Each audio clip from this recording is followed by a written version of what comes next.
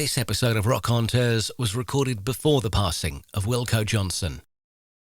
Anyway, hello, Gary. Hello, Guy. You've got a household ghost, you were saying. Georgie calls it an imp. She thinks we've got an imp because things are going missing. And last night, because we're having to dry out the kitchen because we've got the new floor going in. And last night we plugged in a dehumidifier and someone unplugged it during the night. It obviously wasn't either of us. Wow. This is your new house, right? This is my new house.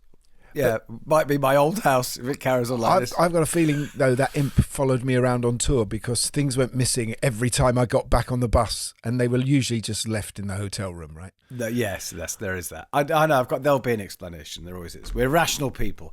Anyway, talking of rational people... Richard Hawley. Richard Hawley, what a terrible link.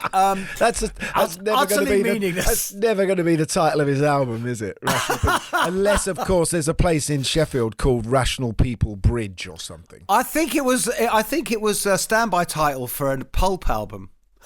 Yeah, which he may have played on because he played guitar. There you go, got it. I've managed to reel that one back. Oh, who writes this stuff? Richard Hawley, I'm so jealous of this guy. For so many reasons. I've been listening to him a lot in the last few days. I'm most of all jealous of his hair. I mean, to have hair like that. Don't even start. We can't talk about it. In fact, I might have to turn the camera off. He kind of had it's one of those lovely people where he had a whole career as a session guy, sideman, and he kind of became a solo artist more through people telling him to than anything else. He did. And the kind of music he makes is quite extraordinary. It harks back to sort of Jim Reeves and Lee Hazelwood. And I know he actually played with Nancy Sinatra. That's right, yeah. So, which obviously Lee Hazelwood did. Scott Walker, these are the kind of people that his music is resonant of. And that voice, that beautiful baritone voice. Yeah, it is. It's very, very seductive. Let's get him on. Welcome to the Rockonteurs. Okay, guys, I'm ready. That's a big tune for sure. I actually wrote that originally for Tina Turner. Of course, I had gone and found Joni Mitchell down in Florida and brought her back. I've listened to a few of them and they've been really good, man. I'm sitting in the back of the car coming into London. They're brilliant. Thank you guys for still being around, still making music, still being into it, and doing this podcast. It's fabulous. So great to talk to two guys that have done this. Remember me? I'm in a band now. It's called Roxy Music. You know this thing about the 10,000 hours of experience? Oh, yeah. Get good at something. When we recorded Arnold Lane, we'd done about 50 hours. The Rockonteurs podcast with Gary Kemp and Guy Pratt. Keep on rocking! All right. Your hair looks amazing already. Your hair does look amazing. We got it in profile there as well. We're so jealous of your hair, Richard. I just got out of bed, so... That doesn't make it better. Yeah, no, I managed to have a shower, but I still keep rock and roll hours. You see, so 10:30 for me is like dawn.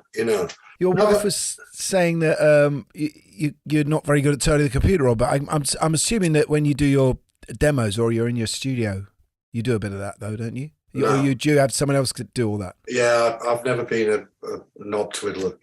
I pop up on my own, obviously. Because your music is so beautifully produced, all of it. Yeah. I use my ears, you see, and I just get somebody else to do all the stuff. Yeah. What's that Fender amp behind you? That looks nice. All right, that's a Fender Tremolux, and I bought that when I was 16. I've got the same. Have you? Yeah, mine's a 63. It's beautiful. Yeah, I don't know what year that is, actually. If you send me the serial number, I'll find out for you. Oh, great! Thank you. I'm actually that dull with stuff like that. I don't know why. So you are techie, but it's that stuff. Yes. Yeah, it's more the nerdy kind of guitars and. Well, I was going to say, you can't be a session player as long as you and not know. I can give you this or I can give you that, or Well, that's why I used to get work. You see, because he's had. When you've been playing for so long. And you know what guitar will go with what amp. Also, one thing, Richard, I got slight envy here. I've just moved into a new house, and the internet doesn't work. So I've had to bring my computer to my mother-in-law's house, so I haven't got any guitars or amps. But if you're good on horse statues... Yeah. Yeah, I like it. Yeah, they look like 1970s toys that I used to play with, Johnny West. Does anybody remember them? Yeah. West. Yeah, I had it was for my third birthday. Me Nanan bought me a Johnny West with the horse. Yeah. Well, while we're on Johnny's, actually not that. I don't mean it like that, right? But Johnny 7 was the toy that I always wanted. Yeah. But that's probably a bit before your time, isn't it? I'm 55, so... All right, so I'm 63 now. So, but Johnny 7 was in the 60s, and it was basically a gun that had every single thing you ever wanted. It one man army, and my friend had it, and it was the envy of our street, and I never got one.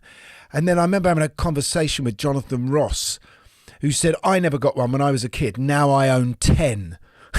yeah, because he collects like toys and that, doesn't he? Yeah, he does.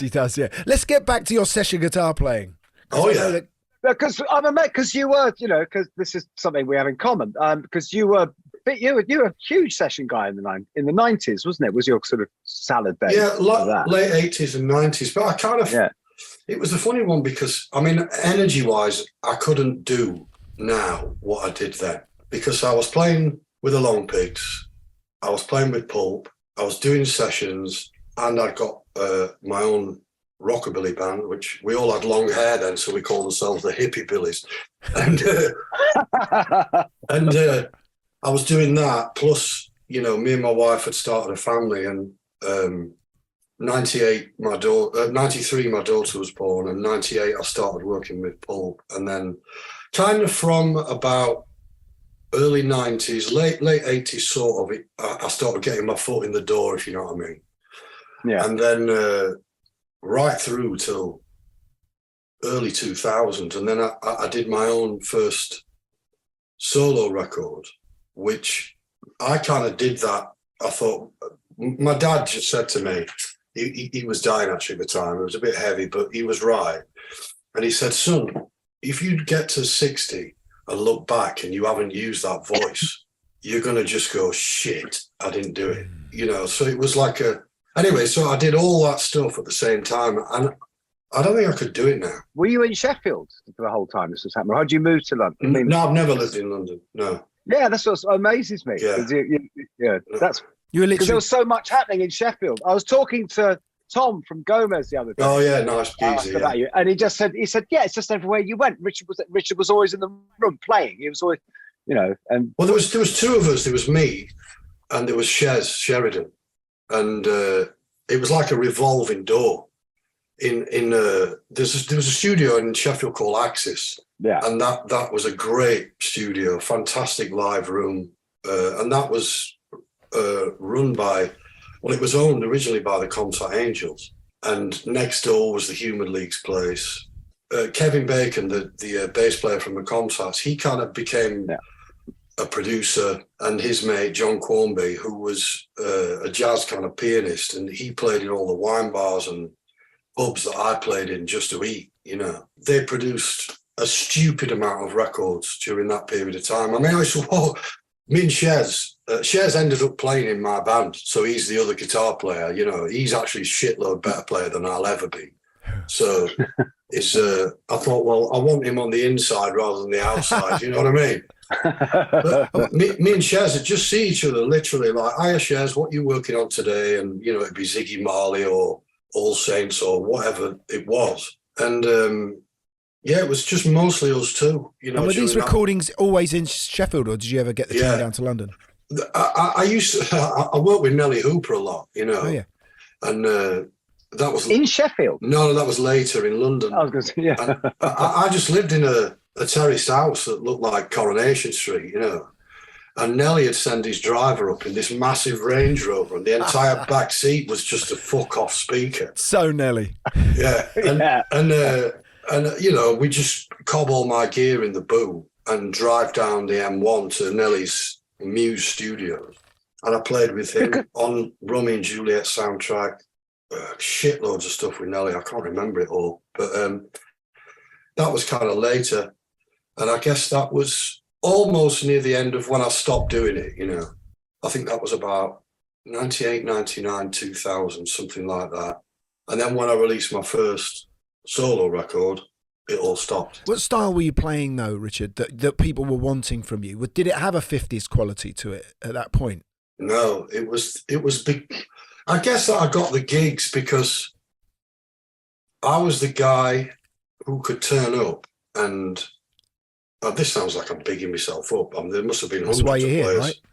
Yeah, but there must have been hundreds of players who were better than me. But I got a lot of work, and I think it was because of the speed that I just listened to something. I can't read music.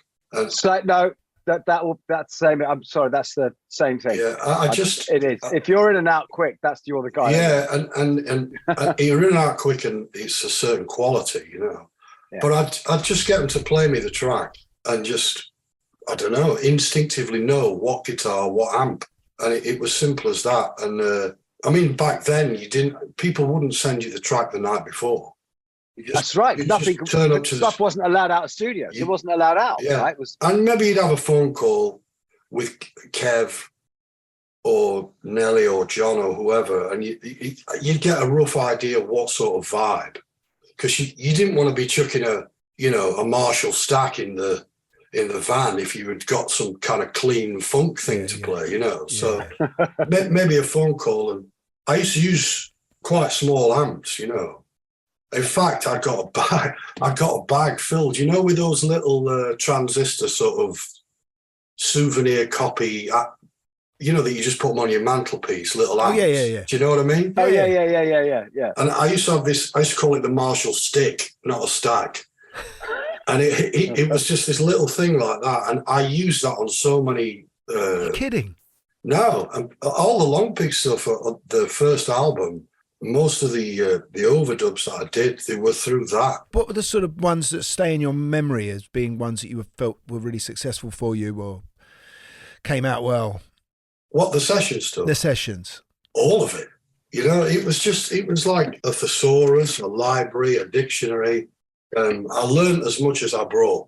And the breadth of musicians that I worked with were insane. But that must mean for you to absorb all that and have all that stuff on tap to put out. Was this because you were listening to everything by choice anyway? Did you have a very broad taste in music before that? Yeah, I mean, this session period, I mean, you work out the maths because I'm shit at all that, but it's by 93, well, I know how old I was 26 because that was when my daughter was born. And I'd already been playing for 15 years. Ever since I was a kid, playing with my dad and my uncle and all that, you know, Joe Cocker was my godfather, you know. But he wasn't really around much, but it wasn't rock star stuff. Joe was only involved because him and my dad used to fit radiators together for gas board. Oh my God, I love that. Yeah. But your dad was a massive influence on you, surely, because he was quite a big star in the area, wasn't he? Yeah, he's Dave Hawley. Yeah, him and my uncle, Frank White, they were, again, like me and Shez, they kind of ran the house band at the Mojo Club, which was in Pittsmore, which was an area where I was born. That was run by Peter Stringfellow, you know, and he got to see Hendrix. He's played with Ike Turner and Tina Turner. It's just this little club. And Dad, he sort of ran the house band at the Esquire, which is now the Lead Mill. And Dad got well, you're playing in a couple of... You're playing very soon there, aren't you? I played 4 nights in August, and I'm doing 3 more nights at Christmas. Got to do what you can to try and save it, you know. Amazing. Yeah. Which we can discuss later, you know. Yeah. I've set aside, lads, just so you know, all day until whistle goes for kick-off with England match. So you've got until then. I can talk for England, boys, but... Well, I'm loving it. That's all we want. Go back to evoking your dad in that club. Yeah, so it was a fantastic era, that. And my dad was a steelworker mainly, but he kind of played music he was semi-pro, you know, but he was shit hot. You know, him and Frankie were amazing guitar players, amazing. And Frank always, right until his death, Frank played in, which was just before, the very beginning of lockdown, actually. We lost Frankie. But he continued playing right until the end, you know, in bars. He had a residency at a pub called The Pheasant, which he played for 27 years every Friday.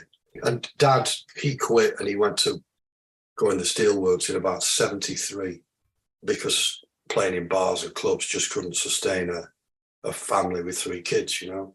Anyway, so in the kind of early 60s, Dad played with Sonny Boy Williamson and John Lee Hooker. Got some great stories about Sonny Boy. Fucking hilarious. Go on, I've never mate. told them, actually. Come on, Let's come have on, come one. on. Come on, go. Fucking hilarious.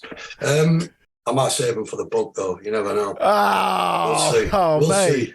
One. Come, you must have one spare. Yeah. You must have one spare. And then, yeah, Frankie played with Little Walter. I've got pictures of that. And Frank was the first person in England to have a double neck guitar. He had a double neck SG years before Jimmy. I spoke to Jimmy about this when Jimmy came to see Duane Eddy when I was playing with him in London. And I told him about that, actually. And he admitted that he saw Frankie's guitar arrive in 62, it was. 62? Yeah.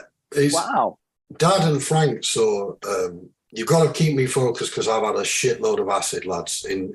Not this morning, but just because the SG. We have. The Oh, great. SG. That's the horses, I can tell. Yeah, okay. The SG came out in, I think, 61, 62, There's no didn't horses. it? So that was the new Les Paul. Yeah, but his Dad and Frank saw a drawing at the back of a Gibson catalogue in 1959, and that was in Wilson and Peck's music shop in Sheffield. And it wasn't even in production; it was just a drawing. And Dad ordered the white SG because he'd seen Sister Rosetta Tharpe playing, the big of course, That's right. With the 3 pickups. Well, she played in Manchester, and Dad had been to that gig, and he's bought records and stuff of hers. And then Frankie, he ordered the double. Oh no, sorry, it was Dad that ordered the double neck, and Frankie ordered the single neck because Frankie was a lot smaller than my dad. And anyway, fast forward, it took like 3 years for this fucking thing to arrive. Oh my God!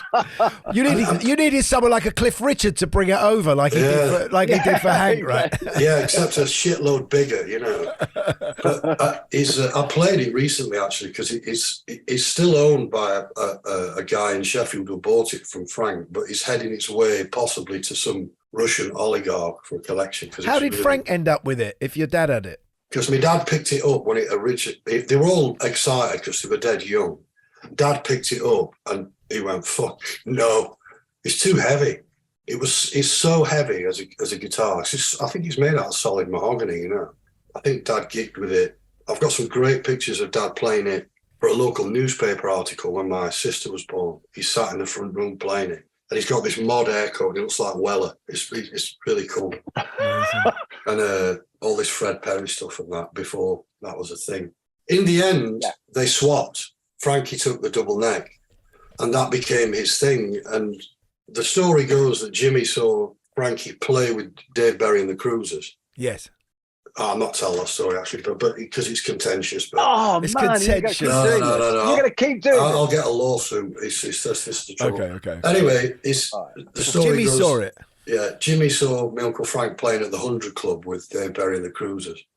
And, there you go. And obviously Jimmy did a shitload more with it. He's, amazing stuff, Is there a sort of spiritual connection with, Sheffield being a steel town and the sort of Rust Belt American, the music that was coming from exactly the same sort of area? You've joined the dots correctly there, It's always been a thing, with my music as well, when you're writing about, the hills and the rivers and all this kind of grandiose landscape and the steel and the railways and all that and the filth, working class people, having a hard life, is that those songs just seem to be as if they could have been written in Sheffield, to me. But they could have been written in Newcastle or Liverpool as well, Because all this culminates kind of in your musical, doesn't it? Yeah. About the Park Hill estate. Yeah, it's funny you mentioned, is it Canvey Island or is it... Canvey Island, well, that's where the feel goods and I was everything. just going to say, because it's where Wilco's from. But do you know... Yeah. Well, here's the thing, because Wilco was partly brought up in Sheffield. Did you know that? No. Yeah, his auntie lived here and he was farmed up here. He's got a real soft spot for Sheffield. He's a very good pal of mine, actually. I love him very much. Oh, wow. The amount of music that's come out of Sheffield. Norman's an old mate of mine. There you go. The amount of music that's come out of Sheffield is extraordinary. I mean, I remember when we kicked off, and there was, we were going to electronic The clubs. Limit Club. You played at the Limit Club. There was the electronic scene that was happening 10 times, with Human League, and then there's obviously Def Leppard. Joe's been on the show, Joe actually talked a lot about a record shop, I think, that was very hip that everyone went to for their vinyl. I don't know whether that rings a bell for you. Violet Mays, was it? Yes, I think it was. Violet Mays, yeah. She was a good friend. She started off in the late 50s. There's a book about her, actually. She was an amazing pivotal figure, actually, in the development of music. She could get you any record you wanted. And she was good friends with all the dockers in Liverpool. Not all of them, obviously. Where the records land. Where the records land. Implies some of it sketchy, you know. Yeah. But she got records brought, and she Dad would ask, and John Firminger, his drummer, Firmo, they would. He's still with us, John. He's a beautiful. I call him Uncle John. Great guy. He plays with the Crickets now, you know. But he became friends with Sonny Curtis from the Crickets because he's still alive. Yeah, Sonny Curtis's favourite place to play was always Sheffield, and because the fans loved. You were on about that thing, you know.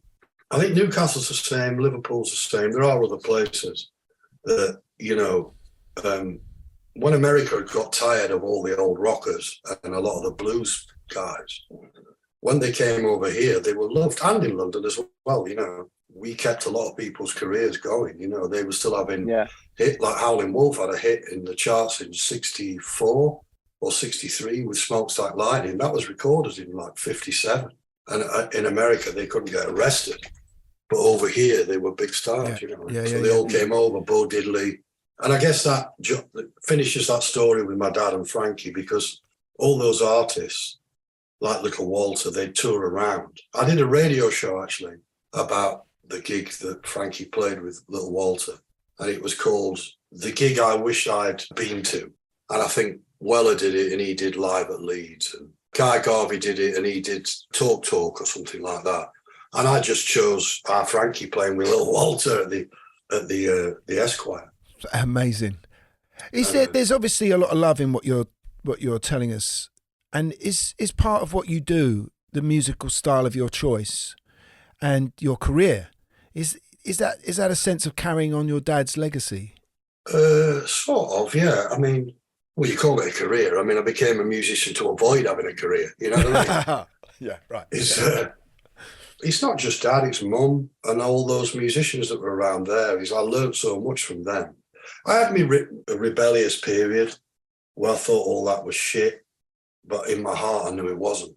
And when I came to write songs for myself, because all my solo stuff pretty much it has to start off with I have to love it. And if you believe in that, you really love it, then it's a fair chance that there might be some other folks out there that'll get it as well, you know.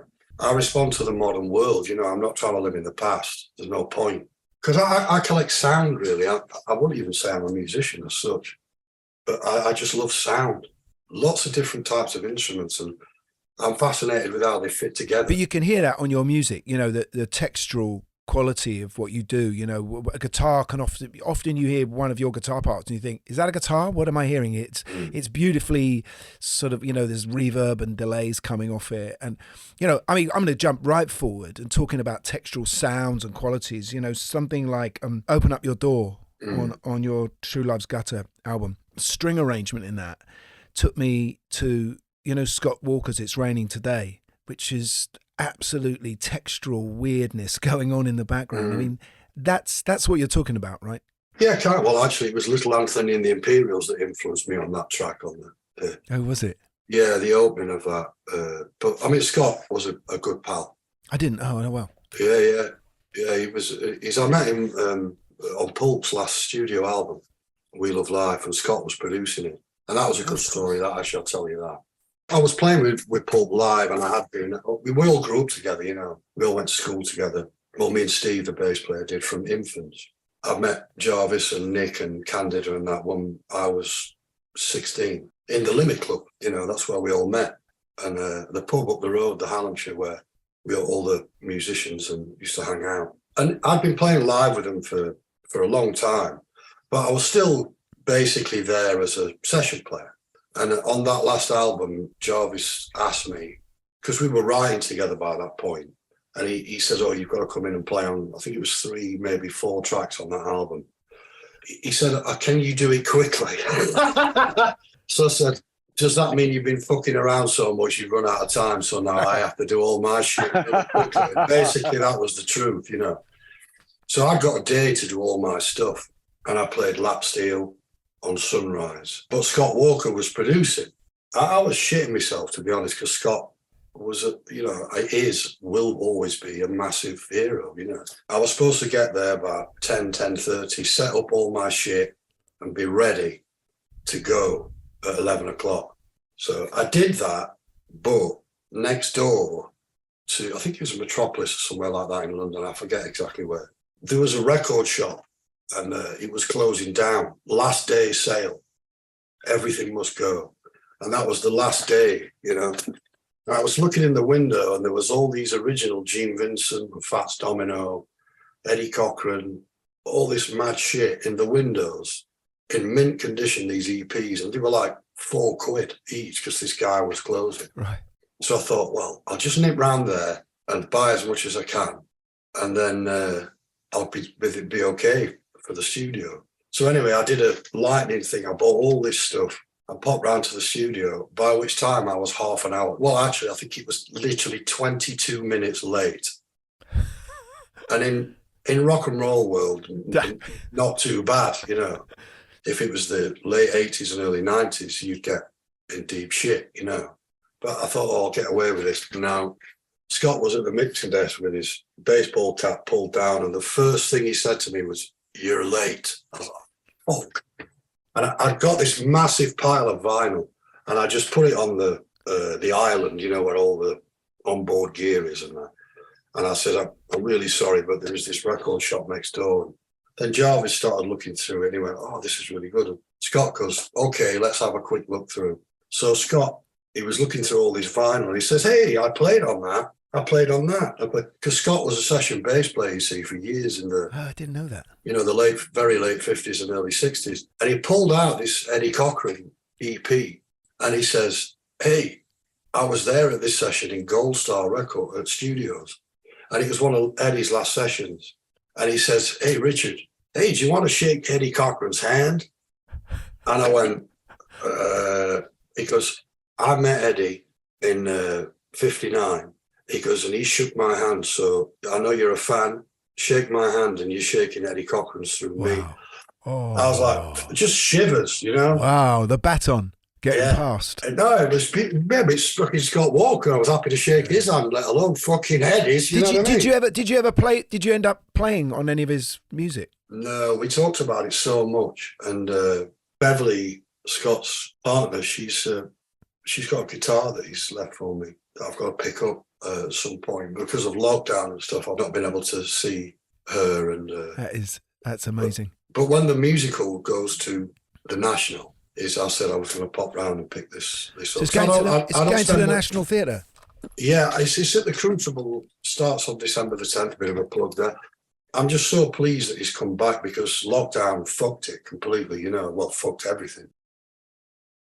So tell us about it, Richard, about the writing process. I've been trying to look up... sorry, Gary. No. I've been trying to look up about it, and I've read reviews and everything, but I can't quite get... Is it just based on songs of yours, or you wrote a score for the musical? Is it songs from Standing at the Sky's Edge? It's just songs from my past, you know. 22 years of being a solo artist, basically. So how did it come about? Who's directing it, and who wrote the book, as it were? I was approached about 10 years ago. I was doing a gig in Portugal, and it was the last gig of a tour I did with Nancy Sinatra.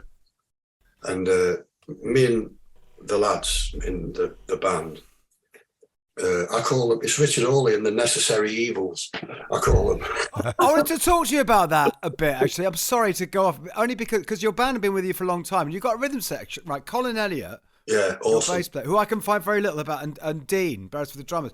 But that's the real thing of, you were talking about your music being sounds you want to hear. Because these guys really, really sound like they know exactly what you're trying to say. I can't work with anyone else. I love Colin's bass playing. The way he builds a part over a song is really, really beautiful. I'm telling you should come and see us live purely to hear Col. Yeah. because they're all amazing. Well, I'll tell you, one bass player to another, he's brilliant. He's absolutely brilliant. But does he co-produce with you, Richard? Yeah. And he started off, I asked him really early on, I need some strings on this. And I've never done that. But me and him are like complete polar opposites. He studied at the Conservatoire de whatever, studying cello, and, I learned in pubs and clubs and stuff and what have you. And he's brilliant, Col. He's really good. And I would sit over him and go, no, not that, no, not that. And these days, he does string arrangements for Kylie and that now. And he's just done stuff with our Rebecca Taylor, who's, self-esteem and that. Yeah. And she's from Sheffield as well, is she? Rotherham, yeah, which is near enough. Right. They've just got one more finger than the rest of us, over there. Coming out their forehead. Yeah. If they're lucky, yeah. But go back to the musical. Developed.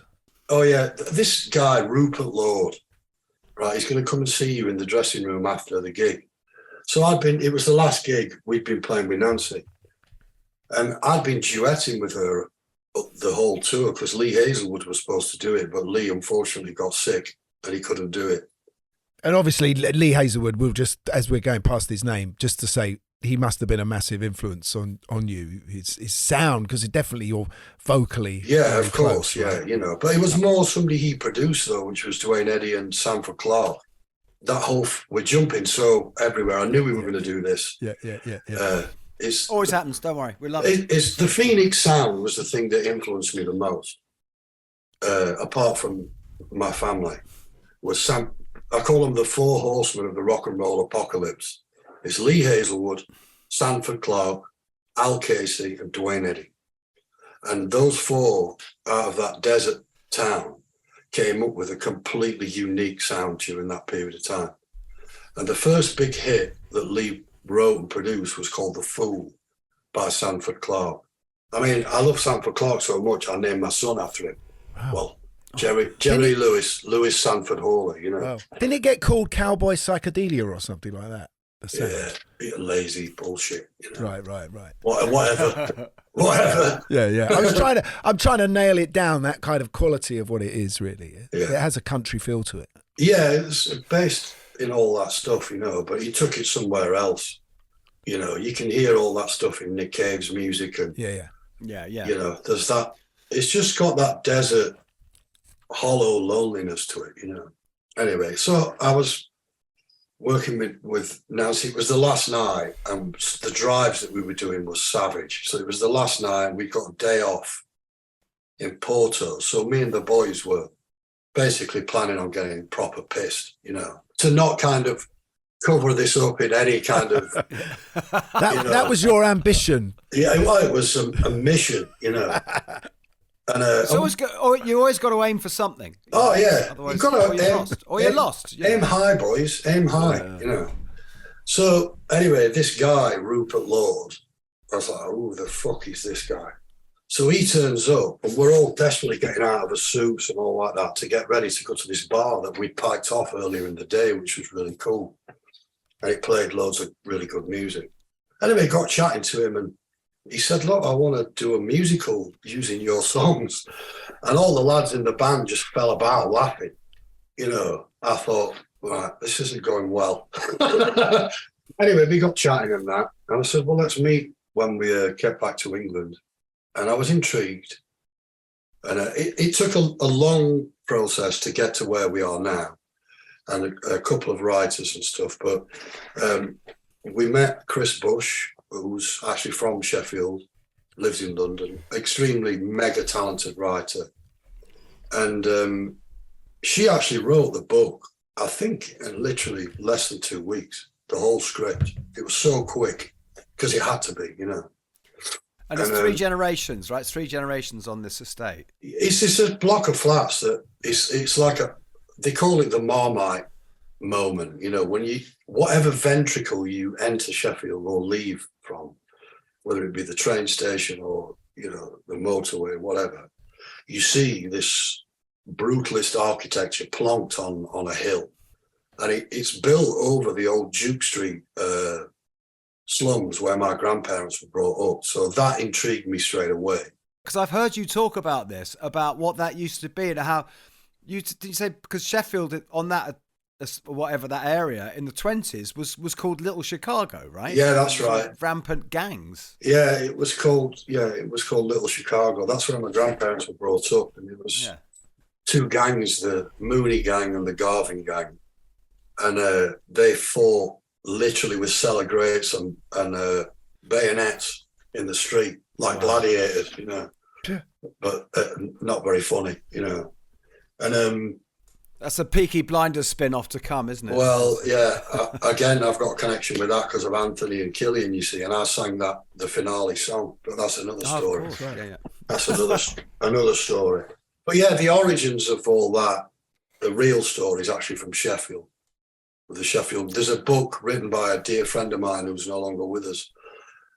If you want to check out the history of post-war Britain and how shittily those soldiers from the First World War were treated, it's called The Sheffield Gang Wars, written by J.P. Bean.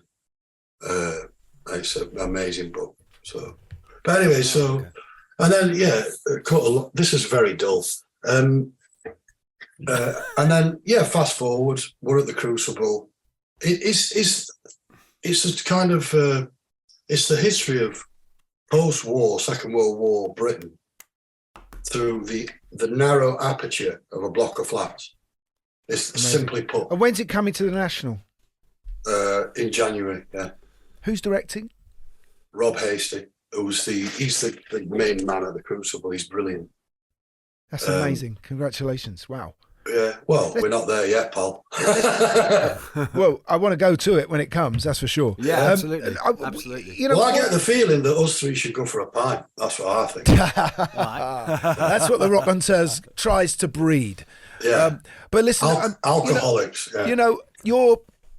When you first started off in those two bands, Treebound Story and the Longpigs, you weren't the vocalist, right?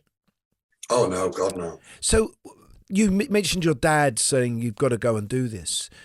Did you have that music? Because that very first EP you released, or short album, if you like, that seems to have everything that contains what we know as Richard Hawley's work, right there and then, and it comes out of the blue almost for anyone who's ever listened to any of your previous bands. Was it sort of, how long was that before you where did you discover that, and who encouraged you to become that? I started, probably like yourself, you become aware that you can create something that isn't someone else's, and it's a really strange thing when you first realise. I don't know how it was for you, but I remember I was about 8 or 9, and I'd always fuck around with my guitar as much as I possibly could. When I was a kid, there was no iPods, no phones, nothing to distract you from your purpose, nothing, apart from, setting fire to cars and robbing and that, which the guitar... At 8? Oh, yeah, no, maybe 9, yeah. Yeah, no, the guitar just kept me focused, kept me out of trouble. It's been the shovel that's dug me out of a lot of holes. Yeah. It's the greatest weapon ever given to the working classes. Yeah, exactly. Yeah, and it's been my plane ticket, my boat ticket, ticket on trains, everything. And but that voice, that discovering that you should be the front man, that was much later. So I just remember playing my guitar late at night for an 8 or a 9-year-old, and my dad coming home early from the pub, so it was before closing time, because he always used to play. Like most nights, he'd get home from the steelworks and he was still playing. He just didn't, it wasn't his entire life, but he kept playing right up till mid-80s. Anyway, so I just remember Dad coming home and he could see, that sliver of light at the bottom of the bedroom door, that I was still up. So he just came in and says, what are you doing up? It's a school day tomorrow. I just went, I've got this song and I don't know whose it is. And he says, well, play me. And I played it him, and he says, "It's yours. Now go to bed." And he just took me up in bed, gave me a kiss, and turned the light off. And I was just laid there, just going, "What the fuck does he mean? It's yours." Wow. You know, and it was at that point it suddenly dawned on me that you could make your own music, you know. And it took a long time for that to be anything like a song. And then I met Paul Infante, who was the singer in Treebound Story. The first day we went to comprehensive at Firth Park School, and pretty much soon after I met Rob Gregory. Rob went on to be the drummer with Baby Bird and various other things. And Cuz, Paul Curry, his dad worked with my dad at the Steelworks, and me and him were really good pals. And I found out Cuz played bass, blah, blah, blah. And then we recorded some stuff in the music room at school on a BASF, one of those orange and black cassettes, and just stuck we borrowed, I think, my nan's tape recorder. She used to listen to horse racing on. And, she recorded horse racing off the telly and then sat and listened to playbacks of it. We used to go at the top of the pops, you know, listen to record it off the telly and that. Yeah, we used to do that on our cassettes. Yeah, and I think we just stuck that at the back of the room, put it in an envelope and sent it to John Peel, BBC London. That was the address. Right to Father Christmas. Yeah, that's it. and just put a little handwritten note. This is our demo. We're at Firth Park School. Contact number Richard. And thought, well, we're never going to hear fuck all. Anyway, about 2 weeks later, he called our house and my mum answered the phone. And I remember sat at the top of the stairs knowing who it was, because she says, "Oh yeah, John Peel. Oh, him off at radio, yeah. Oh, we worked." And then, because Mum was a backing singer in one of Dad's bands, the Whirlwinds, and they'd supported the Beatles on this BBC audition. What a fucking house! Oh my God! I know. When the Beatles won that first BBC, what they call it, talent competition, the band that come second was the Whirlwinds, which was my mum, my Auntie Jean, and my dad were in. So anyway, he goes, "Oh, but Peel was there, apparently." So they got chatting. He says, "Oh yeah, we met years ago in the 60s, blah, blah, blah." And I'm sat at the top of the stairs at the time, cringing with my head in my hands, just going, "Mom, get off the fucking phone, you embarrassing old woman." But now, being older, I know the importance of that, you know what I mean? Yeah. But at the time, it was like, oh my God, no, fuck. And eventually I got on the phone to John, and he just says, "Oh, is that Richard?" Says, "Your name's Richard on the cassette." I said, "Yeah." He goes, "If you could be at Maida Vale Studios 2 weeks Tuesday, we'd love you to do a session." And that was it. We went down in my cousin, it was his camper van. We went down to Maida Vale with all the amps and drum kits and that. I think we were about 17 years old, 16, 17. Yeah. Did the session. And that was that. So I went off. That's a beautiful story. That's a lovely story. That's a fantastic story, man. And how John Peel has blessed so many people along the way. Yeah. You know, I mean, I guess if it wasn't for that, you know, maybe you wouldn't have got to what you're doing now, because that just gave you the confidence and the leg up. The thing is, all these things that happen, because they're all isolated incidents in your life. But, you know, it taught me very early on that all things are possible. But I just want to get to that moment, Richard, still, when you know that you have to be the singer and you discover this incredible voice which you've got, because you have. I mean, let's face it, you've got one of the greatest voices in this country. Wow. I mean, that baritone voice of yours and the expression that it comes with and the storytelling you're able to create with that voice is amazing. And it doesn't sound like anyone else that we know. And when was that everyone would have turned to you and gone, "You should be the front man"? Or were you just secretly making demos? No, it's funny you know about that with the voice, actually, because I play with Jules Holland a lot, you know, with his orchestra, and it's usually at Christmas and it's usually in Sheffield. Well, I've been doing it for 30 plus years with Jules and the guys and the gals in his band. It's always good fun because that just brings me straight back to the roots to me. Because there's fuck all rehearsal, and you go, what key is it in? Should we do this song? A little bit of rehearsal in the corridor before, and you're on. I love lyrics.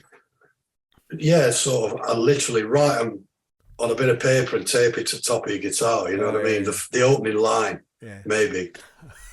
And the girls, the backing singers. I remember we were having a drink after one show a couple of years ago, and they said, "How your phrasing and how you do this and how do you sing like? How do you have a voice like that?" And I did make them laugh because I was a bit pissed, and I couldn't really think of anything intellectual or clever to say, so I just went, "Fags and ale." Fags and ale. It's ciggies and ale, you know. But it was Steve Mackey, wasn't it? And who I think encouraged you to make those demos and to start pushing yourself as a solo artist. Yeah, Steve was a big factor in it, giving me the courage, you know, and Dad and Jarvis, you know, they were really encouraging about, because the truth is, I've already said, you know, I started writing songs when I was really young, and you know, there was a parallel thing. I wrote songs and I played guitar in bands. You know, I also co-wrote songs with Tree Bound Story and Lovebirds and some bits with the Longpigs. I mean, Longpigs was Crispin. How did Longpigs come about? Because it seems because Crispin's not from Sheffield, is he? Was it Uni? It was at Uni. Uni, yeah, him and Simon, yeah. Because Crispin runs PRS now, doesn't he? That's right, yeah. I've not seen him for some years. Yeah, no, I saw him at Ivan Novello Awards a few years ago. Oh, right, he runs it, yeah. Or he runs the Ivan Novello Awards, one of those things. Yeah, it's. I've never been given one of them. Mate, oh my God. I'm not. If someone deserves a body of work award, yeah, you do. Yeah. It's anyway. You don't make music for awards. No. Bollocks, all that, you know. Don't you? But oh yeah, you've been getting it wrong, pal. Oh, mate. Yeah.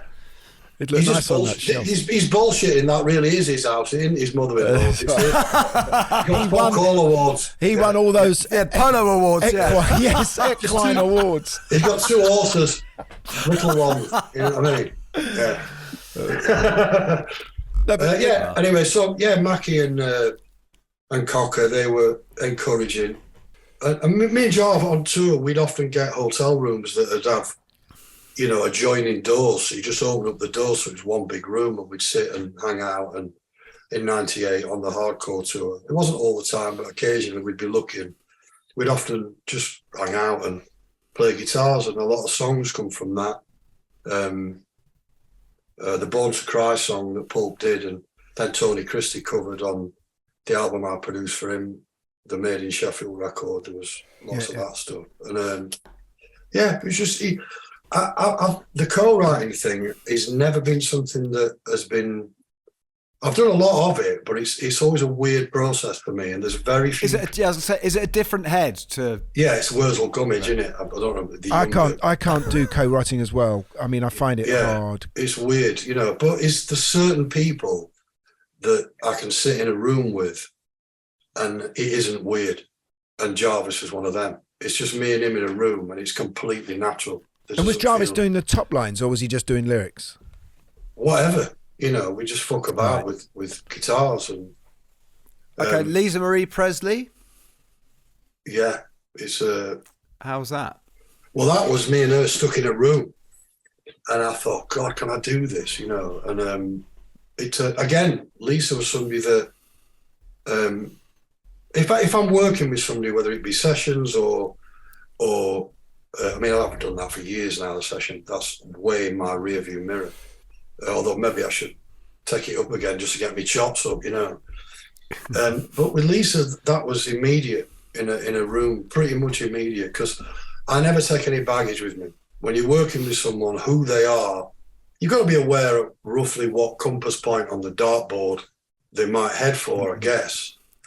But is none of the baggage of the past must be brought up. It's just you and that person in a room creating something new. Because when you know, it doesn't matter whatever your last record is, whether it was #1 in the charts or 100, it's in the past.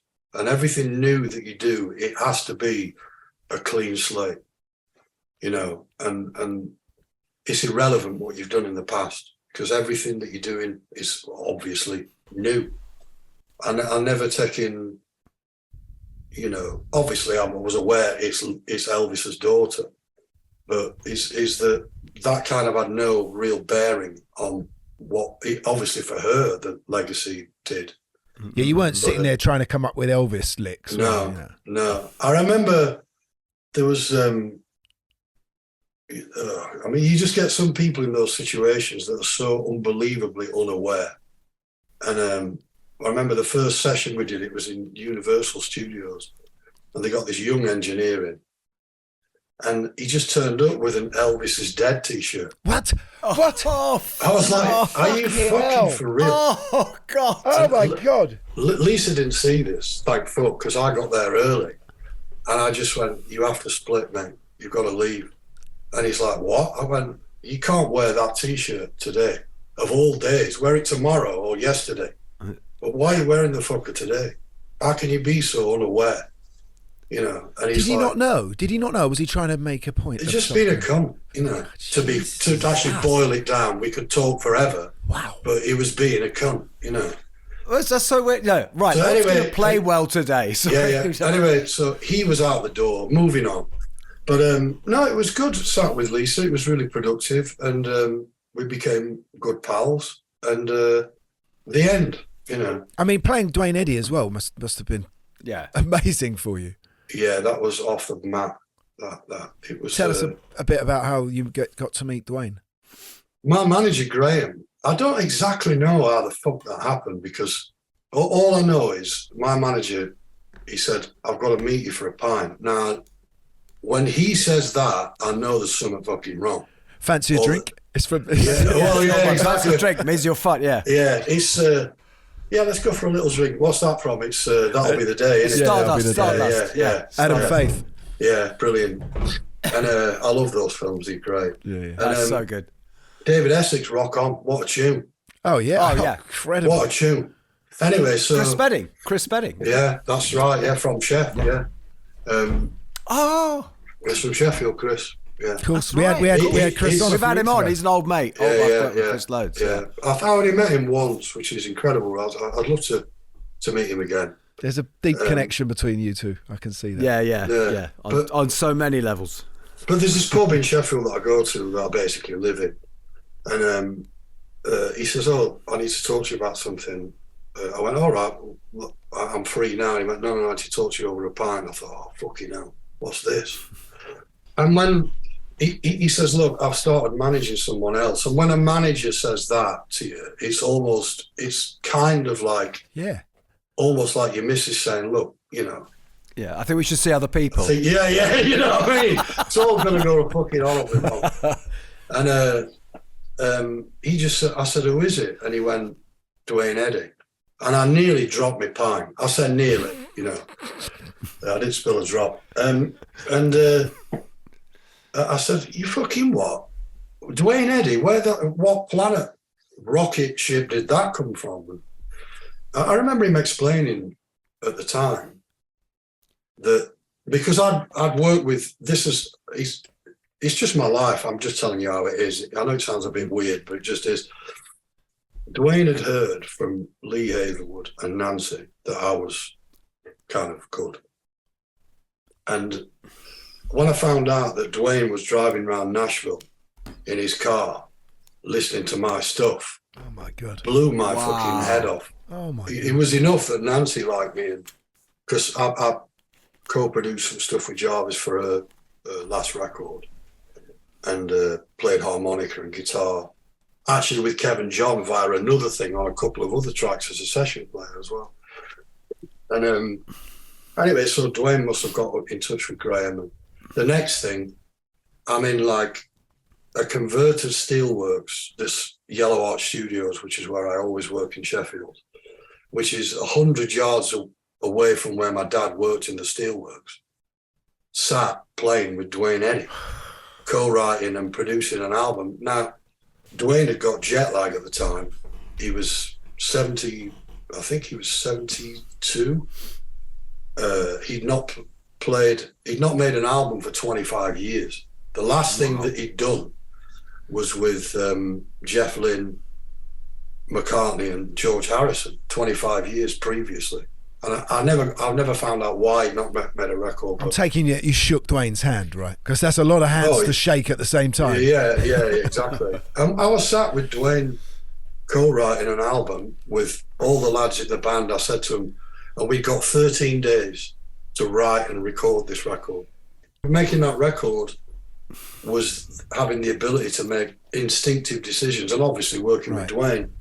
And he'd kind of got an old-fashioned sort of thing where he would defer to the producer. If there was like a conflict, or not conflict, that implies a negative. If dilemma.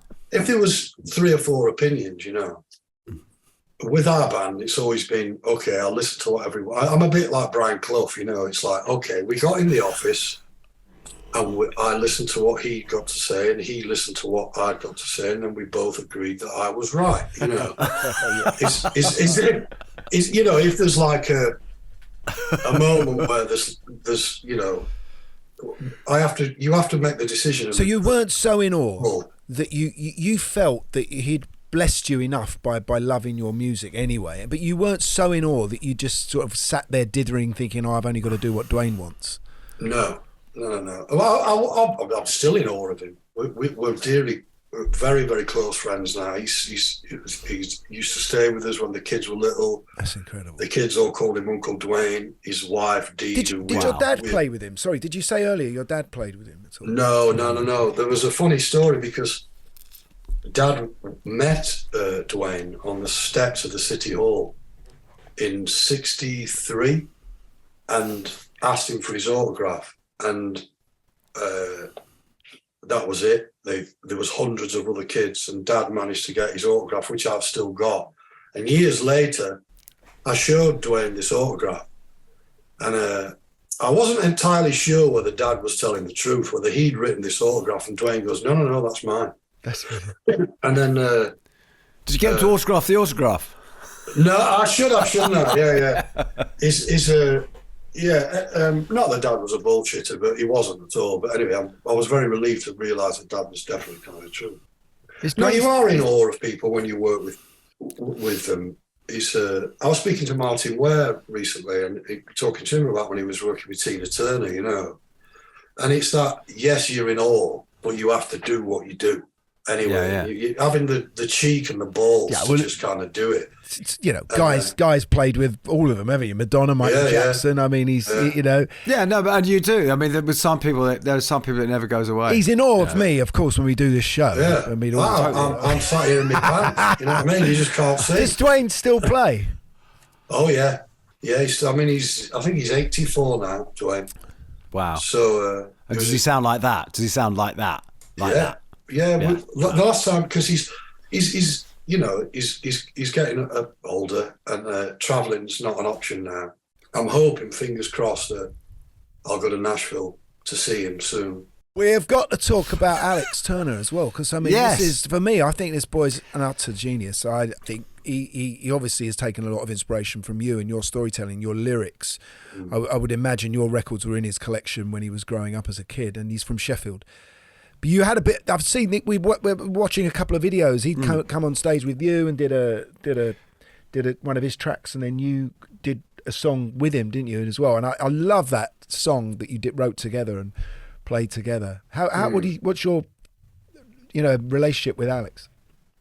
He's a mate, like they all are. I mean, I don't see him much anymore because they're megastars. They're constantly on tour.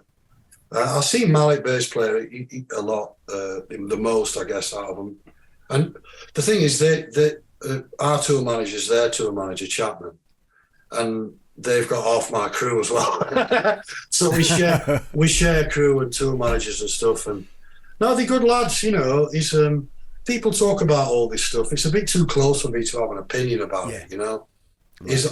All I'll say is I'm just dead proud of them and that they haven't lost it. So did you see them coming up, kind of? Oh God, did yeah. you follow the journey, yeah. Yeah, right from early on, you know. And Alex used to pull my beer at the boardwalk, along with John McClure from Reverend and the Makers. They worked behind the bar. And when I used to play there with my rockabilly band, the Feral Cats, which I only ever played with those guys, I've never recorded anything. I never want any pressure on it, like a tour or any of that. Mm-hmm. We just played in local bars just to let rip, you know, and to keep us chops up, you know. And Al worked behind the bar. And this is years ago, you know, this is kind of ancient history. And yeah, we kept chatting about music and what have you. But it was dead casual, you know, it still is. I was good pals with Al's granddad, you know. And in fact, actually, when the last Shadow Puppets were playing, I'll tell you a funny story. I don't want to that's with Miles Kane as well, right? Yeah. We've had him on. Yeah. Yeah, we've had him. They were playing at the City Hall in Sheffield, and Frank, Al's granddad, who's no longer with us, he was a beautiful soul. And he went, and I remember Al saying, "Can you listen to that, because his hearing's not so good?" And I think he got hearing aids in. And the volume was too much for him at his age, you know. So he says to me, he goes, "Oh, can we go backstage? It's just too loud." So I says, "Yeah, no sweat." We get backstage and we got a pot of ale each. And then it was I remember they played in summer and it was really fucking hot. And I went out the back for a ciggy with Frank to get some air. And I saw these two deck chairs next to the tour bus just leaning on a wall. So we opened up the back door of the City Hall. We got a pot of ale each and got these deck chairs. And me and him, Al's granddad, sat in these two deck chairs listening to the last Shadow Puppets, looking at the stars above City Hall and that. It was great. Oh, mate. It sounds like the beginning of one of your songs. Possibly, yeah. No, you know, they're amazing Monkeys. Proper amazing. I mean, all this shit about they've been influenced by me and all. I don't know about all that. They've ploughed their own furrow, you know. Yeah, no, they have. But I mean, I think he's a genius writer. His storytelling and his lyrics. Hey, they're all good. Yeah. They're all good, them lads. You know, a band's a band. Yes. You know, I've been involved in bands that are that big. Me, I'm very glad I'm not. I don't think, you know, I'm as famous or successful as I want to be. And I'm very, very happy, more than happy with my lot. I think I've had far more than I deserve, to be fair.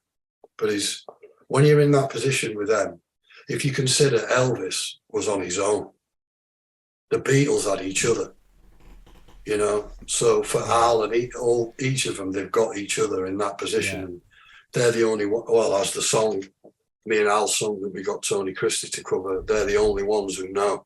Do you know what I mean? We're going to have to wrap up, Richard, but what's next for you is, are you doing, because your last album came out 2019 or something, wasn't it? Is it you're working on another one right now? Always, you know, the problem I've got now, to be honest, lads, is I've got too many songs, you know, so sifting through it is actually going to be the hardest work, I think. And then once I've done that, I just wrote shitloads in lockdown, you know. Yeah. I actually thought I'd been a bit of a lazy fucker, to be honest, that I'd not done much. But then when the end of it's taken me a long time to sift through it. And I'm in no rush. That's the thing. Lockdown, old age and poverty has taught me. But when you write, don't be in a rush. When you say you've got lots of songs, do you mean you've got lots of songs that you can sit and play on your acoustic guitar or whatever it is? Or have you demoed them or recorded? They're acoustic guitar stage. I've demoed a few. What is your writing process? Go on, take us through one of your writing days. There isn't a process. There is no specific thing. Yeah. Mostly, to be honest, it's walking dog. You know, it's getting away from guitars and getting away from studios and that kind of thing. And it used to, you know, when I was younger, it was all about sitting in a studio or sitting at home with my guitar. And now I'm older. I don't want that. The music has to come from somewhere else. Listen, Richard, absolutely brilliant having you on. Yeah, we could do this forever. I'm going to do something which I never do, which is so creepy, but I'm going to say that, you know, Cole's Corner, what a song. And thank you for that. Yeah. Because that just, you know, whatever mood I'm in, that's the track. I go to that track and it will just shift me back to something good. Wow. I wrote that pushing my sons on the swings. I wish I'd known that when you were sulking on the bus. Yeah. Cheers, Richard. Thanks a lot, lads. Thank you so much, man. It was an absolute joy. We'd definitely love to meet you up. We're definitely going to see your show at the National. If you're there at the opening, invite us. Yeah. Up the owls. What a fella. I mean, that's... Oh, fantastic. I mean, the word steeped comes to mind. Yes, steeped in stories and just music. That house, music. That, as you said, I mean, you had that. That was your outburst at one point. That's your fucking house. It's so. But you know how someone in life normally they have their home life, and then there's always a mentor that they meet on the way that changes everything for them. But it seems to me that his mentor was seriously his father and his uncle. Yeah. I mean, what a background that is, and there's so much love in what he had to say as well. So much love, but the fact that it's just, this actually says so much about Sheffield. That this lovely thing that just, and it's generation after generation of that just they're all surrounded and involved in. It's wonderful. Yeah. I'm wondering if London does have that he was talking about, because he said London, and of course there's some great bands. I think London. There's maybe bits of London have it. Yeah, and of course we have the class thing here as well. Big. We have very different levels and strata of class, and there's the sense that in this... I don't think that. I think the thing with people in cities tend to cross those borders. People. I mean, as you said, all the people you met when you were young. Mm-hmm. There is much more of a meritocracy in a big city generally. Right. In the Anyway, let's not get onto that one. Enough of us. Thank you for listening. Thank you to Ben for producing, for Gimme Sugar, and we thank all of you. And as you may have seen, you can now get our mugs on a mug. You can, and a T-shirt. And a T-shirt. So yeah, go to our website and you'll find the merchandise available. And it will save you having to buy those socks or scented candles at the last minute for Christmas shopping. And we're back next week with a legend. Another legend. Oh yeah, proper. Thank you. Yes. Good night from me. It's good night from them.